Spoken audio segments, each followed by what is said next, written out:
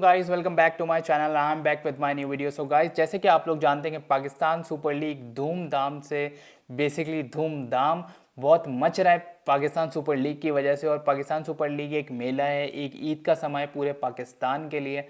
और पाकिस्तान में जिस तरीके से लोग इसको सेलिब्रेट करते हैं, मतलब चाहे वो ज़ल्मी फैंस हों, यूनाइटेड हों, ग्लैडिएटर फैंस हों, कलंदर फैंस हों, किंग फैंस हों, मतलब सब बहुत पागल हो जाते हैं। और जो ग्राउंड होता है, जो स्टेडियम्स होते हैं, वो फुल पैक होते हैं। चाहे वो आप मुल्तान का मैच देखें लाहौर के साथ, कराची का देखें पेशावर के साथ, फिर मुल्तान का देखें कोयटा के साथ, और अब बारी है Karachi Kings versus Islamabad United. जी गाइस, तो इस्लामाबाद यूनाइटेड अपना पहला मैच खेलने जा रही है कराची के अंदर कराची किंग्स के साथ।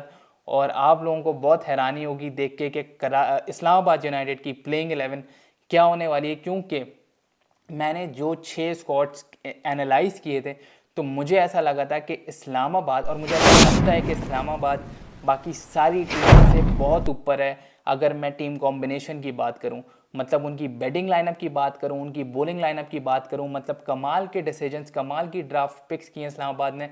और ये चीज़ आपको उनकी प्लेइंग 11 में नज़र आएगी। By the way, they don't need any foreign player कि उस पर बहुत ज़्यादा रिलाई करें वो, क्योंकि उनके जो लोकल प्लेयर्स हैं वो पाकिस्तान की शान है और आप सब जानते हैं। और सब मतलब उनका तारुफ, वो किसी तारुफ के उनको ज़रूरत नहीं है। तो अब बात करते हैं उनकी Karachi Kings versus Islamabad United की प्लेइंग 11 की। तो गाइज, अगर मैं प्लेइंग 11 की बात करूं Karachi Kings versus Islamabad United, सबसे पहले हम बात करते हैं कराची किंग्स की। देखें, कराची किंग्स ने जो अभी रिसेंट मैच खेला है पेशावर ज़ल्मी के साथ, that was so close, that was so close.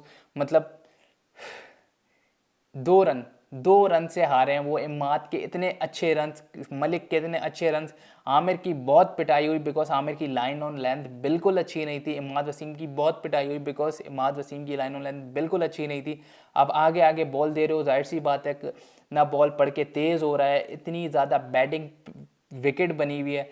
आप मतलब बॉलर के लिए कोई चांस नहीं है। लेकिन अगर मैं उस टाइम पेशावर के बॉलर्स की बात करूं, Wahab Riaz was too good, Khurram Shahzad was too good, Salman Irshad was too good. तो मतलब ये वही बात है कि आपने कंडीशंस को किस तरीके से यूटिलाइज़ करना है, जो कि कराची किंग्स के बॉलर ने नहीं किया था। मीर हमज़ा के 2 ओवर्स क्यों नहीं कराए गए, मैं अभी तक मुझे समझ नहीं आ रहा कि मीर हमज़ा से शुरू की नई बॉल के 2 ओवर्स कराए गए, उसके बाद उससे उससे बॉलिंग ही नहीं कराई गई, बीच में कहीं उसे यूटिलाइज़ ही नहीं किया गया। क्या पता शायद इमाद वसीम का उसके ऊपर कोई कॉन्फिडेंस नहीं है, but he is really a talented bowler जिसको उसे अच्छे से इस्तेमाल करना चाहिए। ये नहीं कि शुरू की नई बॉल से बस बॉल करा के उसको साइड पे कर दिया। अब बात करते हैं कराची किंग्स की प्लेइंग 11 की। अगर मैं बात करूं तो मुझे ऐसा लगता है कि Sharjeel Khan will be opener. सही है, शर्जील के साथ मुझे ऐसा लगता है कि वेंस इंजर्ड हो गए थे लास्ट मैच में, और अगर वो अभी भी इंजर्ड रहेंगे तो, क्योंकि देखें ओपनिंग पेयर कराची किंग्स का सिंपल बनता है शर्जील और वेंस। लेकिन अगर वेंस इंजर्ड है तो उसके बाद फिर वेट को करनी पड़ेगी ओपनिंग, और वेट जब ओपन करेंगे तो फिर जाहिर सी बात है आपको एक नीचे ऑलराउंडर डालना पड़ेगा। वो किसकी फॉर्म में हो सकता है, फुलर, आमिर यामीन या कटिंग की सूरत में, जो कि कटिंग को खिलाया था। मुझे बहुत ही अजीब लगा कटिंग को खिलाना। साफ सी बात है, मैं इस चीज़ से इत्तेफाक नहीं करता कि कटिंग को खिलाना चाहिए। उससे अच्छा ऑप्शन आपके पास आमिर यामीन की सूरत में मौजूद है।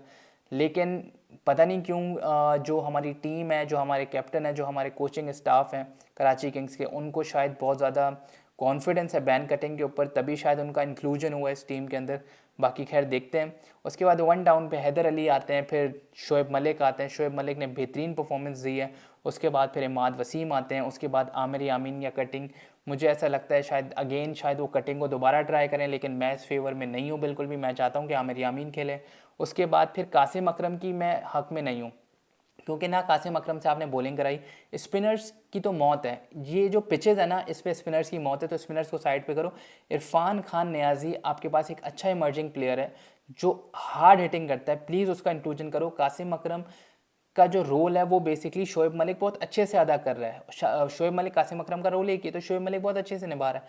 तो आप एटलीस्ट एक हार्ड हिटर बैट्समैन डालो जो कि आपको रन करके दे। तो Irfan Khan Niazi will be my choice for the match against Islamabad united. उसके बाद फिर मीर हमज़ा, उसके बाद फिर आमिर, उसके बाद फिर एंड्रयू टाई। एंड्रयू टाई ने बहुत ही क्लास की बॉलिंग की। येस, वो एंड में पिटा, लेकिन उसके जो शुरू के ओवर्स थे वो बहुत कमाल के थे, और उस पर आउट होते होते बचा था कैडमोर। लेकिन और बाबर आजम भी। तो मुझे ऐसा लगता है कि एंड्रयू टाई बेहतरीन, जितने बॉलिंग ऑप्शन है कराची किंग्स के पास, एंड्रयू टाई अभी तक उसने बहुत सबसे ज़्यादा उसी ने इंस्पायर किया बेसिकली, और वो बहुत ही अच्छी बॉलिंग कर रहा है। उसके बाद इमरान ताहिर और तबरेज़ शमसी। मुझे देखें पर्सनली ऐसा लगता है कि इमरान ताहिर को नहीं खिलाना चाहिए। मतलब उसकी डिसरिस्पेक्ट कर रहे हो आप। मतलब उसकी जो एज है उस पे वो क्या बॉलिंग करा रहा है, और मतलब उसका एक तो वो फिटनेस लेवल नहीं है। उसने कैच ड्रॉप किया वो अलग बात है, उसने आउट कर दिया, सही है, लेग स्पिनर आउट कर देता है भाई। जब आप 5 छक्के खाओगे तो एक आउट करोगे ही, जाहिर सी बात है। लेग स्पिनर फ्लाइट बॉल करता है, चांस होता है दोनों का, लेकिन उस वक्त आप बहुत ज़्यादा रन्स कंसीड कर चुके होते हो। तो मुझे ऐसा लगता है कि तबरेज़ शमसी को मौका देना चाहिए, इमरान ताहिर को बिठाना चाहिए for the match against Islamabad United. तो तब जाके कराची किंग्स की एक अच्छी तगड़ी लाइनअप बन जाएगी, और अच्छी तगड़ी लाइनअप और अच्छे से बन जाएगी अगर विंस वापस आ गया, क्योंकि विंस और शर्जील का जो कॉम्बिनेशन होगा वो तबाही होगा।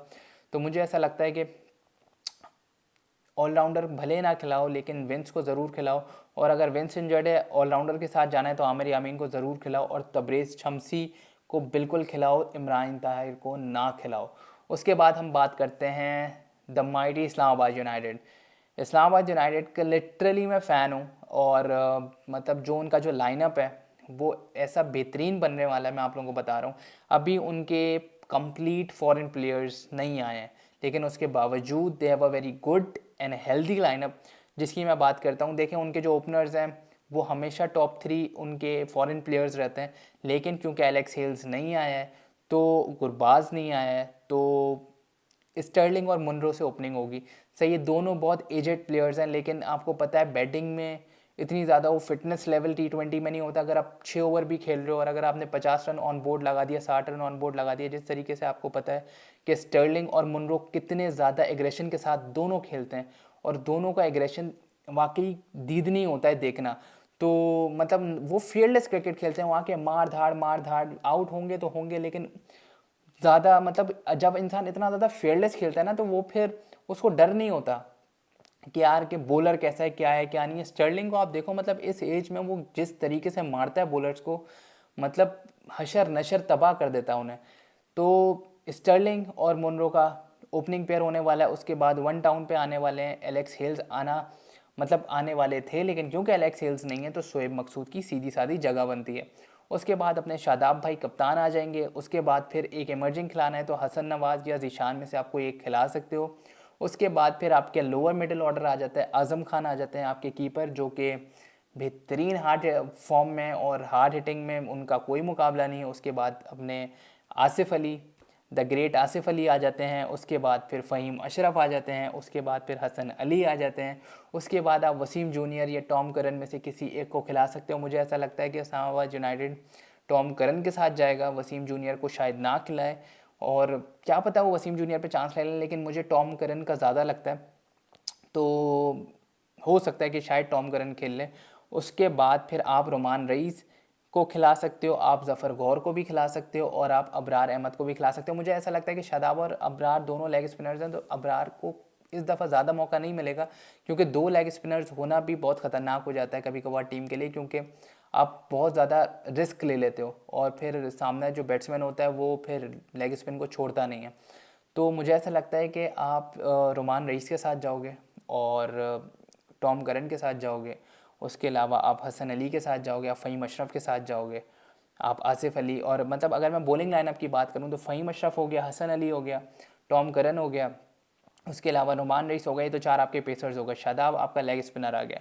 उसके अलावा मुनरो आपको बॉल करके दे देगा, स्टर्लिंग आपको स्पिन करके दे देगा, शोएब मकसूद आपको स्पिन करके दे देगा। मतलब आपके पास बहुत वैरायटी है।